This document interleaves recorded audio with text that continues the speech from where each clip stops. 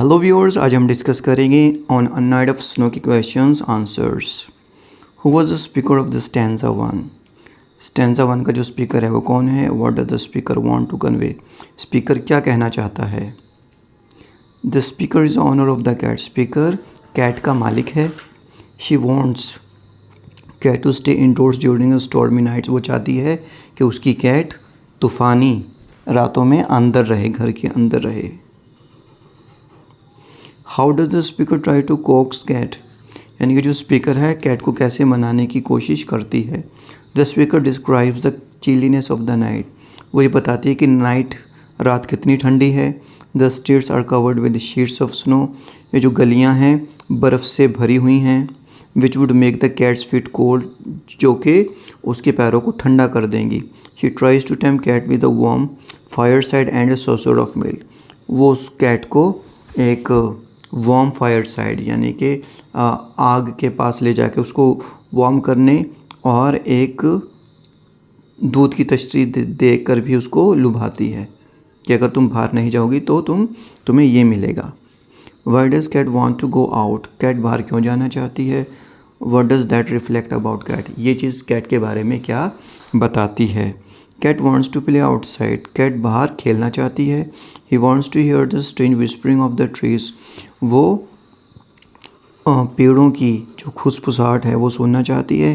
Play in the Medo grasses filled with snow. यानी कि वो जो घास हैं जो बर्फ़ से भरी पड़ी है उसमें वो खेलना चाहती है। And look for magical omens in the air. और कुछ जादुई चीज़ें भी देखना चाहती है। It tells us that cat liked being outdoor and exploring outdoors. इससे हमें पता चलता है कैट को बाहर की चीज़ें एक्सप्लोर करना अच्छा लगता है। The poem has two stanzas with two very different perspective. यानी कि पोएम में दो स्टैंडर्स हैं और दोनों के नज़रिए अलग हैं। Explain the two contrasting points of view presented by mistress and cat in the poem. ये दोनों पॉइंट्स को बताइए। Whose point of view do you agree more with? किसका पर्सपेक्टिव, किसका नज़रिया आपको ज़्यादा अच्छा लगता है? The first stanza is spoken by mistress who wants cat to stay indoors. पहला स्टैंजा है जिसमें जो कैट की मालिक है वो उसको अंदर रहने के लिए कहती है। The second stanza is spoken by cat. जो दूसरा स्टैंजा है वो कैट के द्वारा बोला गया है। Who is adventurous and wants to be let out. जो कि एडवेंचर स्पिरिट की है और वो बाहर जाना चाहती है। Cat talks about the wilderness. Cat बात करती है बाहर की जंगली चीज़ों के बारे में। He wants to hear the strange whispering of the trees.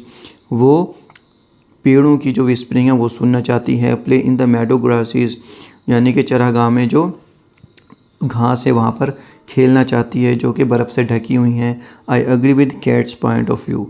मुझे कैट का जो है नज़रिया वो अच्छा लगता है। Pick personification in the poem and explain it. Personification देखो और इसको एक्सप्लेन करो। See how the flames are leaping and hissing low. देखो जो फ्लेम्स है, आग की लपटें हैं, किस तरह से हीजिंग सांप की तरह धीरे धीरे आवाज़ कर रही हैं। The poet uses personification on these lines. यानी कि इन लाइन्स में पर्सोनिफिकेशन का इस्तेमाल किया गया है। He describes the flames of the fire place burning dimly like a low his of snake. यानी कि इन लाइन्स में वो जैसे सांप होता है, सांप की जो लो हिजिंग वॉइस होती है, इसी तरह से फ्लेम की वॉइस को उससे कंपेयर करता है, तो पर्सोनिफाई कर देता है। In the second stanza of the poem, और पोएम के जो सेकंड स्टेंसा है उसमें cat is given the human quality of speech hence cat is personified. अब कैट को एक इंसानी क्वालिटी दे दी गई है, इसलिए वो कैट को पर्सोनिफाई किया गया है। Thank you so much. Have a nice time. Take care. Like, share and subscribe.